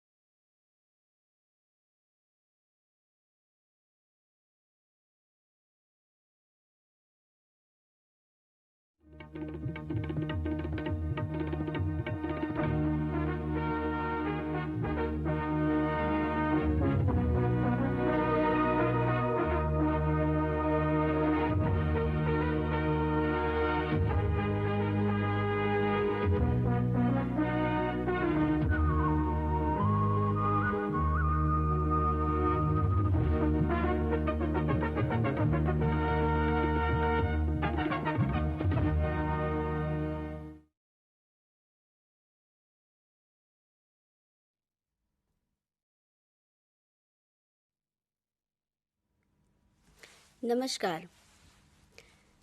आज आप जिस विषय के बारे में जानेंगे वह है आयोजन प्रबंधन का भारत में विकास, growth of event industry in India, कि भारत में आयोजन प्रबंधन का विकास कैसे हुआ, कब हुआ, क्यों हुआ, इसको उद्योग के रूप में विकसित करने का उद्देश्य हमारा क्या है, जिसके अंतर्गत आप जानेंगे इसका परिचय एवं आयोजन का विकास, इनकी शक्तियाँ क्या हैं, इस क्षेत्र में चुनौतियाँ क्या हैं, एवं आयोजन सेवाओं की संरचना क्या है और विस्तार और कैरियर का दायरा क्या है, आयोजन के क्षेत्र में कैरियर की क्या संभावना है, इसके बारे में आप विस्तार से जानेंगे।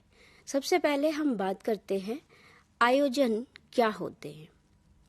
आयोजन एक ऐसा उपकरण के रूप में विद्यमान हो चुका है जिसके माध्यम से लोगों के कार्यक्रम बहुत व्यवस्थित तरीके से आयोजित करते हैं।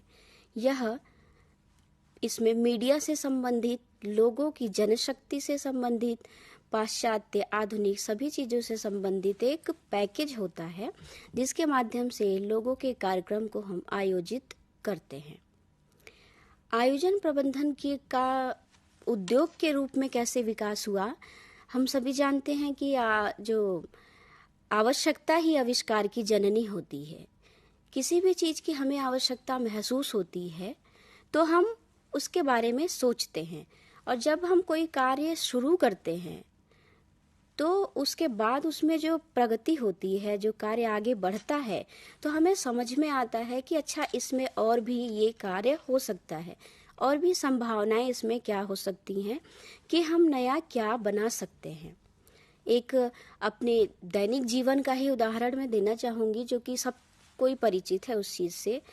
जैसे आप लोगों ने वैवाहिक कार्यक्रमों में देखा होगा कि पहले कार्यक्रम आयोजित होते थे तो घर के मेंबर, जो सदस्य मिलके कार्य कर लिया करते थे, चाहे खाना बनाने का कार्य हो, सजावट का कार्य हो। परंतु अब धीरे धीरे जो लोगों की मानसिक स्थिति है और उनका तनाव और भागदौड़ की ज़िंदगी है, उसमें वे उनसे जो कार्य वो करते थे, जो गांव के लोग सहयोग करते थे उस कार्यों में, घर के लोग, समाज के लोग मिलके ही एक बड़ा आयोजन कर लेते थे, उसकी आवश्यकता नहीं थी। परंतु अब समय बदल चुका है और लोग, हर कोई चाहता है कि ये कार्य करने का कोई विशेष व्यक्ति हो, भोजन बनाने के लिए, सजावट करने के लिए कोई और हो, ताकि हम थोड़ा अपने जो त्योहार है या जो कार्यक्रम आयोजित हो रहा है उसको हम उत्साहित पूर्वक मना सके, उसमें सम्मिलित हो सके। घर के सदस्य कार्य करने में ही लगे रहते हैं तो वो उस चीज़ को एंजॉय नहीं कर पाते। इस तरह से उनके मन में यह विचार उत्पन्न हुआ कि कोई और हो जिसको ये कार्य करे तो हम अपने कार्यक्रम को काफ़ी आयोजित कर सके। इससे कैटरर या खाना बनाने वाले या सजावट करने वाले लोगों की आवश्यकता महसूस हुई और यह एक रोजगार का क्षेत्र बन गया। स्वाभाविक है कि अगर कोई दूसरा व्यक्ति हम रखते हैं कार्य करने के लिए तो उसे उसके कार्य के लिए वित्त देना पड़ता है, तो वह उसके लिए एक रोजगार होता है। इस प्रकार से जैसे कि अगर कोई मंच से संबंधित काम हो रहा है या कोई सांस्कृतिक कार्यक्रम है, तो जो व्यक्ति पूरा सजाता है, तैयारी कराता है सांस्कृतिक कार्यक्रमों की, बड़ा मुश्किल होता है कि वह उन कार्यक्रमों को एक सामने दर्शक की भांति बैठ करके देख सके। वह नहीं देख पाता, जबकि इच्छा होती है कि जब इतना मेहनत हुआ है तो कार्य कैसा हो रहा है, कोई कार्यक्रम कैसा लग रहा है, कलाकार उसमें कैसे लग रहे हैं, इन सब चीज़ों को देखने की इच्छा होती है।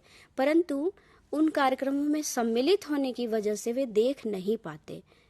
इसके लिए उन्हें आवश्यकता महसूस हुई कि इसके लिए कोई और कार्यक्रम करे ताकि हम भी इस पल को उत्साहित पूर्वक मना सकें, देख सकें। इससे आयोजन उद्योग का विस्तार हुआ और इससे ही यह हमारा उद्योग के रूप में सम्मिलित हुआ। भारतीय आयोजन में सक्रियता बहुत ही आवश्यक होती है और भारत में उद्योग के विकास की बड़ी अपार संभावनाएं होती हैं। उद्योग के आकार में वृद्धि, संगठित आयोजक होते हैं, सक्रिय एजेंसियां होती हैं, राजस्व में वृद्धि होता है। इससे अगर उद्योग का वृद्धि होती है तो राजस्व में वृद्धि होती है।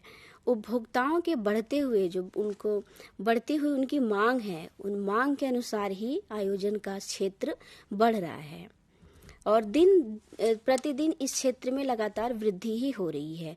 जैसे जैसे उनकी सोच में परिवर्तन हो रहा है, उनकी मांग है, उनके शौक है, उस हिसाब से आयोजन के क्षेत्र में दिन प्रतिदिन वृद्धि हो रही है। असंगठित खिलाड़ी या धर्म से संबंधित कार्य और चैरिटी से संबंधित कार्य, शैक्षिक कार्य, ये सभी प्रकार के आयोजन में नई नई जो विधाएं निकल रही हैं, उन विधाओं के द्वारा आयोजन को एक उद्योग का रूप लेने में बड़ी सरलता महसूस हुई है और वो धीरे धीरे आयोजन का एक दायरा बढ़ रहा है। इसमें कई सारे गुण होते हैं, जैसे कि बौद्धिक गुण, प्रबंधित कार्यक्रम एवं प्रचार अभियान और डिजिटल कार्यक्रम। इस कार्यक्रम जो आयोजित होता है उसमें उद्योग के रूप में जब आता है तो बौद्धिक गुण की काफ़ी ज़रूरत होती है कि उसमें हम बौद्धिक गुण किन किन चीज़ों का समावेश कर रहे हैं जिससे उपभोक्ता हमारी तरफ आकर्षित हो रहे हैं, उनके बारे में हम देखते हैं। और प्रबंधित कार्यक्रम, जब हम कार्यक्रम का आयोजन करते हैं तो उसमें एक प्रबंधन का बहुत विशेष कौशल ज़रूरी होता है जिसके माध्यम से कार्यक्रम को उद्योग के रूप में हम देखते हैं। प्रचार अभियान, कार्यक्रम जब होते हैं तो उसमें प्रचार अभियान की बहुत आवश्यकता होती है। कोई कार्यक्रम एक जगह हो रहा है, उसमें लोग कैसे आएंगे, लोग कैसे सम्मिलित होंगे, कैसे उसके बारे में जानेंगे, इसके लिए प्रचार की आवश्यकता होती है। वे प्रचार कार्यक्रम करते हैं। डिजिटल कार्यक्रम, कोरोना काल से हम सभी जूझे हैं और सबने देखा है कि क्या स्थितियां हुई, और डिजिटल कार्यक्रम आयोजित हुए उस कार्य में, और तकनीकी के माध्यम से कार्य बहुत सरल भी हुए कि किस प्रकार से हम कार्यक्रम को करते हैं, वे कार्यक्रमों को उन्होंने किया। और उस ऐसे समय में डिजिटल माध्यम से कार्यक्रमों की काफ़ी मांग बढ़ी और वे रोजगार का रूप लिए। यह भी एक प्रमुख कारक है जिससे कि रोजगार के क्षेत्र में रोजगार को या आयोजन को उद्योग के रूप में स्थापित करने में मदद मिली थी। भारतीय आयोजन हमारे समाज में सक्रिय उद्योग में एक बहुत बड़ी संभावना निर्मित करते हैं। आप सभी जानते हैं कि इसमें बौद्धिक गुण जो प्रबंधित कार्यक्रम होते हैं वे कार्यक्रम की एक रीढ़ होते हैं और उनसे हमारे राजस्व में, भारतीय अर्थव्यवस्था में वृद्धि होती है। यह केवल मूल्य संगठन, आयोजन और सक्रिय एजेंसियों के राजस्व का ही प्रतिनिधित्व नहीं करते हैं, बल्कि असंगठित कंपनियों का भी प्रतिनिधित्व करते हैं। प्रबंधित आयोजन और सक्रिय सेवाएं भारत में सबसे अधिक प्रदान की जाती हैं। भारत बहुत समृद्ध देश है, यह बल्कि आज से ही नहीं काफ़ी पहले से है कि हमारा भारत कभी सोने की चिड़िया हुआ करता था। यहाँ किसी चीज़ की कमी नहीं है, ना प्रतिभा की है ना संसाधन की, तो यहाँ पे सभी सेवाएं प्रदान की जाती हैं। राजस्व का सबसे बड़ा हिस्सा इन्हीं सेवाओं से आता है, जबकि प्रबंधित आयोजन उद्योग का मूल बनाती हैं और विकास क्षेत्र में सबसे अधिक देखा भी जाता है। मध्यम आय वर्ग के कारण उद्योग काफ़ी तेजी से विकसित हो रहे हैं। संगीत कार्यक्रम, समारोह जैसे व्यक्तिगत कार्यक्रम पर भी अधिक खर्च करने को तैयार हैं। आज उपभोक्ता अच्छे से अच्छा कार्य करने के लिए वे खर्च की भी परवाह नहीं करते हैं, ज़्यादा खर्च हो उसके लिए भी वे तैयार रहते हैं। आयोजन और सक्रिय गतिविधियों को कारपोरेट क्षेत्र में भी बहुत बढ़ावा मिलता है। आयोजन प्रबंधन को एक मार्केटिंग टूल के रूप में भी देखा जाता है। यह आयोजन उद्योग का दायरा बहुत ही विस्तृत होता है। छोटे से जन्मदिन से लेकर के बड़ा ओलंपिक खेल तक की इसकी तैयारी इसमें शामिल होती है। आयोजन उद्योग का हमारे भारत में विकास इस प्रकार से बढ़ता गया, जैसे कि निस्तारण योग्य आय, उपभोक्ता खर्च में वृद्धि, शादियां, कारपोरेट आयोजन, सक्रिय आयोजन जैसी व्यक्तिगत आयोजन में वृद्धि और संगठित कार्यक्रमों की आवश्यकता आदि से बहुत प्रेरित होते हैं। उपभोक्ता खर्च आयोजन उद्योग को बढ़ाने में मदद करता है। उपभोक्ता का आधार आयोजन उद्योग के ग्राहक, कारपोरेट या घरेलू अंतर्राष्ट्रीय स्तर पर दोनों रूपों में वृद्धि करते हैं। सरकार और सार्वजनिक क्षेत्र ऐसे लोग हैं जो व्यक्तिगत आयोजन पर तेजी से खर्च कर रहे हैं। आईपी आयोजन और डिजिटल आयोजन भी आज के समय में बढ़ रहे हैं और इनसे आयोजन का उद्योग का क्षेत्र तो बढ़ रहा है, इससे काफ़ी इसके महत्व भी बढ़ रहे हैं, जिनके माध्यम से आयोजन प्रबंधन कंपनियां आईपी और निवेश के लिए बढ़ते महत्व का भुगतान शुरू कर रही हैं। जबकि साथ ही जो ग्रामीण क्षेत्र होते हैं BTL विपणन खर्च में भी काफ़ी वृद्धि हुई है। टेक्नोलॉजी के माध्यम से, मीडिया के माध्यम से और इन चीज़ों के सम्मिलित होने से भी आयोजन का क्षेत्र काफ़ी विस्तृत हुआ है। आयोजन उद्योग में बहुत से योगदान इन कारकों से मिल रहे हैं और इन कार्यक्रमों का अधिक से अधिक प्रचार इनमें काफ़ी दृश्यता लाती है, पारदर्शिता लाती है, जिसके माध्यम से ये कार्यक्रम आयोजित होते हैं। आज वैश्वीकरण के बढ़ने के कारण कारपोरेट क्षेत्र के विकास में कारपोरेट आयोजनों में काफ़ी वृद्धि हुई है। आयोजन और सक्रिय उद्योग में एक महत्वपूर्ण ड्राइविंग कारक कारपोरेट क्षेत्र इसके लिए पेशेवर आयोजन प्रबंधन पर बहुत अधिक निर्भर करता है। भारत में तेजी से आयोजन प्रबंधन कंपनियां अपने यात्रा और प्रचार बजट के लिए एक नया मोड बना रहे हैं।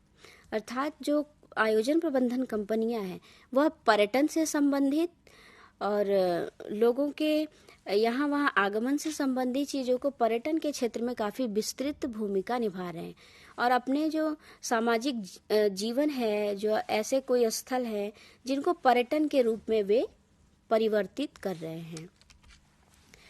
इसमें बैठकों की मांग बढ़ रही है, जिसमें आवास जैसे विवरण पर ध्यान केंद्रित किया जा रहा है। अब स्वाभाविक सी बात है कि पर्यटन बढ़ेगा और लोग एक जगह से दूसरे जगह आएंगे कुछ देखने के लिए, घूमने के लिए, तो उनको रहने की आवश्यकता पड़ेगी, जिसमें आवास के निर्माण की आवश्यकता होगी और ज़्यादातर लोग आएंगे तो इससे पर्यटन को बढ़ावा मिलेगा और इससे हमारी भारतीय अर्थव्यवस्था तो सुदृढ़ होगी, हमारे देश की और आयोजन के क्षेत्र की अच्छी छवि भी विकसित होगी। पारंपरिक बोर्ड रूम स्टाइल स्थान, बाहरी बैठक स्थान और नए युग की तकनीकी जैसे अभिनव दृष्टिकोणों द्वारा प्रतिस्थापित किया जा रहा है। कुछ वर्तमान बदलते परिवेश में पुरानी चीज़ों को सम्मिलित करके भी बहुत नई चीज़ें बनाई जा रही हैं ताकि वे आकर्षण का केंद्र बन सके और उद्योग में वृद्धि हो सके। एयरलाइनें, यात्रा टूर कंपनियां और आयोजन प्रबंधन कंपनियां इन सभी चीज़ों को लक्षित कर रही हैं। लोग टूर भ्रमण पे भी काफ़ी ध्यान दे रहे हैं, तो इन चीज़ों को भी कंपनियां लक्षित कर रही हैं कि उपभोक्ता किस क्षेत्र में जाना चाहता है, क्या चाहता है, उस क्षेत्र को वो विकसित कर रहे हैं।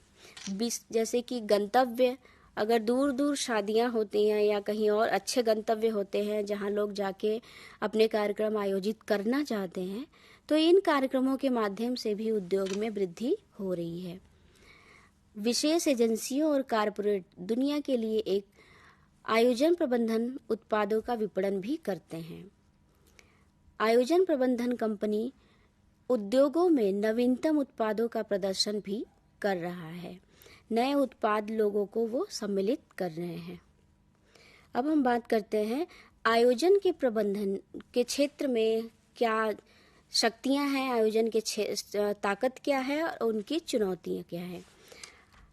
आयोजन के जो क्षेत्र है, जब हम एक छोटे से अपने पारिवारिक जीवन में, व्यक्तिगत जीवन में इतनी चुनौतियों का सामना करते हैं, संघर्ष करते हैं, तो यह तो एक बहुत बड़ा कार्य है जिसके माध्यम से हम आयोजन के क्षेत्र में भी कुछ चुनौतियों का सामना करते हैं। इसकी प्रमुख शक्ति होती है आवश्यकता को पूरा करने की क्षमता। भारतीय आयोजन उद्योग की मुख्य ताकत चीजों को पूरा करने की क्षमता है। यहाँ तक कि सबसे प्रतिकूल परिस्थितियों में भी यह निष्पादन का कार्य करता है। अगर प्रबंधन कंपनी ने कोई जिम्मेदारी ले ली है तो वो उपभोक्ता के खर्च को, उद्देश्य को पूरा करने की कोशिश करते हैं, चाहे अनुकूल परिस्थिति हो चाहे विपरीत परिस्थिति हो। वे उनके जो उनकी उद्देश्य है, उनके डिमांड है, उनको वो पूरा करते हैं। नियामक बाधा। कभी कभी कार्यक्रमों के आयोजन में बहुत सारी बाधाएं आती हैं। उन बाधाओं के बावजूद खराब बुनियादी ढांचे होते हैं, अपर्याप्त प्रतिभा, बड़े भौगोलिक प्रसार, कम गुणवत्ता वाले विक्रेताओं के बावजूद भी उच्च गुणवत्ता वाले आयोजन का वितरण इस उद्योग की सरासर लचीलापन और प्रबंधन करने की जो क्षमता होती है प्रकृति का स्पष्ट संकेतक होते हैं। मतलब कभी असुविधाओं के बावजूद भी ये कंपनियां अपने कार्यों को पूरा करती हैं, यह भी इसकी एक शक्ति होती है। अपर्याप्त प्रतिभा आधार, कभी कभी आयोजन के क्षेत्र में काफ़ी अनुभव युक्त व्यक्ति नहीं मिल पाते हैं और पर्याप्त जो प्रतिभा होती है उसका अभाव होता है, परंतु फिर भी वह विभिन्न संसाधनों को जुटाते हैं और आयोजन के कार्य को सफलतापूर्वक आयोजित करते हैं, जिससे संसाधन में वृद्धि होती है, उद्योग में भी बढ़ावा मिलता है और लोगों को एक रोजगार भी मिलता है। यह एक इसकी प्रमुख शक्ति है। कम गुणवत्ता वाले विक्रेता, हम देखते हैं कि जब कोई कार्य है या कोई व्यक्ति है, किसी भी कार्य में कोई मशीन अगर हम देखें तो एक मशीन में छोटा पुर्जा हो या बड़ा पुर्जा, सभी पुर्जे बहुत कारगर होते हैं, उसके बिना काम नहीं चलता। आयोजन के क्षेत्र में भी कुछ लोग जो एक समूह में कार्य करते हैं, उस समूह में कुछ कम गुणवत्ता वाले लोग भी होते हैं। विक्रेता तरह तरह के विक्रेता होते हैं, तो उनके माध्यम से भी इन चीज़ों को वो इस तरीके से सफलतापूर्वक आयोजित करते हैं जिससे यह उनकी एक शक्ति के रूप में उभर करके सामने आता है। यह एक प्रमुख शक्ति होती है। भौगोलिक परिस्थितियाँ, अब आयोजन का क्षेत्र इतना व्यापक है, उसमें स्थानीय, राष्ट्रीय और अंतर्राष्ट्रीय सभी प्रकार के आयोजन होते हैं। शिक्षा से संबंधित, धर्म से संबंधित, चैरिटी से संबंधित और खेल से संबंधित। तो जब हमारे जीवन के सभी पक्षों से संबंधित आयोजन किए जाते हैं तो स्वाभाविक सी बात है कि भौगोलिक क्षेत्र भी अलग अलग होता है। कोई किसी और क्षेत्र में कार्यक्रम आयोजित कर रहा होता है, कहीं पे लोग अलग तरीके से रह रहे होते हैं, उनकी भाषा के आधार पे अलग होते हैं, रहन सहन, वेशभूषा सब कुछ अलग होता है, तो उसके माध्यम से हम चीज़ों को आयोजित करते हैं। भौगोलिक परिस्थितियाँ भी हमारी लिए एक शक्ति के रूप में कारगर होती हैं, जिनके माध्यम से हम कार्यक्रमों को आयोजित करते हैं। अब हम बात करेंगे आयोजन के क्षेत्र में चुनौतियाँ क्या क्या हैं। हम सभी को अपने दैनिक जीवन में भी चुनौतियों का सामना करना पड़ता है, तो इस क्षेत्र में चुनौतियाँ क्या क्या हैं। सबसे प्रमुख है प्रशिक्षित जनशक्ति की कमी। प्रशिक्षित जनशक्ति बहुत बड़ी शक्ति होती है। कार्यक्रम तो आयोजित हो जाते हैं, आयोजन कंपनी किसी तरीके से मैनेज कर लेती है, परंतु एक प्रशिक्षित व्यक्ति की कमी इस क्षेत्र में काफ़ी है। प्रशिक्षित आयोजनकर्ता की कमी है। प्रशिक्षित आयोजनकर्ता नहीं मिल पाते हैं तो आयोजन को करने में काफ़ी कठिनाई का सामना करना पड़ता है और उन जानकारी का अभाव होता है। तो यह एक बहुत बड़ी कमी है जिस चुनौती का हमें सामना करना पड़ता है, या कोई भी आयोजन कंपनी इन चीज़ों का सामना करती है। प्रशिक्षित जनशक्ति बहुत बड़ा अभाव है। दूसरा जो चुनौती है हम आयोजन प्रबंधन कंपनियों के सामने और इस उद्योग में, वह है अनुभवी कार्मिकों की कमी। अनुभव ही सबसे बड़ा शिक्षक होता है और अनुभव के माध्यम से हर व्यक्ति कई सारे कार्य करके जो अनुभव जुटाता है उसके माध्यम से वह बड़े से बड़ा कार्य भी कर सकता है। लेकिन आयोजन के क्षेत्र में एक बड़ी चुनौती है कि अनुभवी कार्मिकों की कमी है। अनुभवी लोगों की कमी होती है, जिससे आयोजन प्रबंधन कंपनियां कठिनाई का सामना करती हैं और अपने जो कार्यक्रम है आयोजित करने का और इस उद्योग में भी वे कठिनाई का सामना करते हैं कि अगर अनुभवी व्यक्ति नहीं है, तो अगर तकनीकी से युक्त नहीं है, तकनीकी के बारे में जानकारी नहीं है, भौगोलिक क्षेत्र के बारे में जानकारी नहीं है, जहां आयोजित कार्यक्रम कर रहे हैं वहां की स्थिति के बारे में नहीं है, तो बहुत हद तक कार्यक्रम परेशानियों से जूझता है। अगली जो चुनौती है वह है अपर्याप्त मानवीय संसाधन। यद्यपि हमारा देश बहुत समृद्ध है, संसाधन है, परंतु संसाधन को किस तरीके से प्रयोग करना है, उसकी जानकारी कैसे रखनी है, कहाँ कितना संसाधन उपलब्ध है, इन सब चीज़ों की कमी का सामना करना पड़ता है। तकनीकी किस तरीके से काम करेगी, इन चीज़ों को हम नहीं समझ पाते हैं, आयोजन प्रबंधन कंपनियां समझ नहीं पाती। तो ये एक चुनौती होती है कि हम कैसे मानवीय संसाधन जुटाएं, और बिना संसाधन के कोई कार्य संभव नहीं है। इसलिए मानवीय संसाधनों की कमी है। स्थान के लिए अनुमति।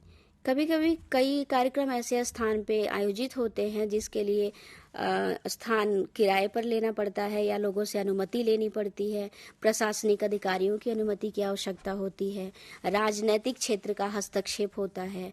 तो यह सारी समस्याएं होती हैं कि हमें आयोजन प्रबंधन कंपनियों को स्थान उपलब्ध नहीं हो पाता है। यह भी एक चुनौती है, आयोजन करने में यह चुनौती होती है। जीएसटी या कर लगाना, बहुत अधिक कर देना, जैसे किसी स्थान पे अगर कार्यक्रम आयोजित करते हैं आयोजन कंपनियां तो कब बहुत ज़्यादा कर लग जाता है, तो यह एक चुनौती है। लागत की पारदर्शिता। कभी आपने देखा होगा समाज में, ये बड़ा आम बात है कि एक आम व्यक्ति परेशान हो रहा होता है रास्तों में, हर जगह पे, और एक राजनीतिक क्षेत्र से दबदबा रखने वाला व्यक्ति बड़े आराम से नियमों का उल्लंघन करते हुए अपने कार्यों को करा लेता है। यह बड़ा दुखद पक्ष होता है, और जबकि यह धारा उल्टी होनी चाहिए कि जो नियम आम व्यक्ति के लिए है, वही व्यक्ति, राजनीतिक क्षेत्र हो या कोई भी व्यक्ति हो, नियम सबके लिए नियम होते हैं। तो ऐसी पारदर्शिता नहीं होती है। कभी बिल जमा करना हो, कर लगाना हो, आम व्यक्ति तो देता है, परंतु जो राजनीतिक क्षेत्र से या प्रशासनिक क्षेत्र से रसूख वाले व्यक्ति होते हैं वह उन नियमों को नहीं मानते। तो यह भी पारदर्शिता नहीं है, जो एक बड़ी चुनौती है। प्रशिक्षण पाठ्यक्रमों की कमी। आयोजन के क्षेत्र में प्रशिक्षित पाठ्यक्रमों की कमी है, यह भी एक चुनौती है। आयोजन में विविधता।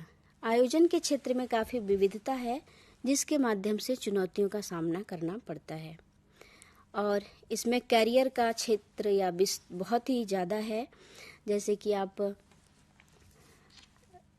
आयोजन प्रबंधन कंपनियों में मैनेजर के रूप में, डेकोरेटर के रूप में, संचालक के रूप में, इसमें काफ़ी विस्तृत है। खेल से संबंधित क्षेत्रों में, शिक्षा से संबंधित क्षेत्रों में, सभी जीवन के विभिन्न क्षेत्रों में इसमें कैरियर की अपार संभावनाएं हैं। जो व्यक्ति अनुभव और सृजनात्मकता, रचनात्मकता से जुड़ा व्यक्ति है, करना चाहता है, उसके लिए अपार संभावनाएं हैं। वह इस क्षेत्र में एक अच्छा और उज्जवल भविष्य तलाश कर सकता है और उज्जवल भविष्य अपना बना भी सकता है।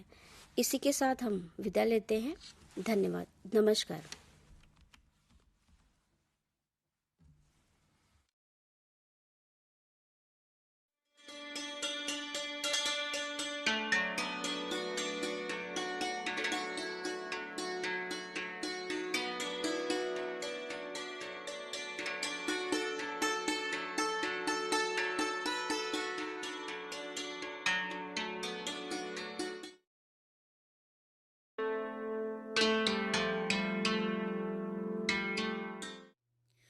Today, I am going to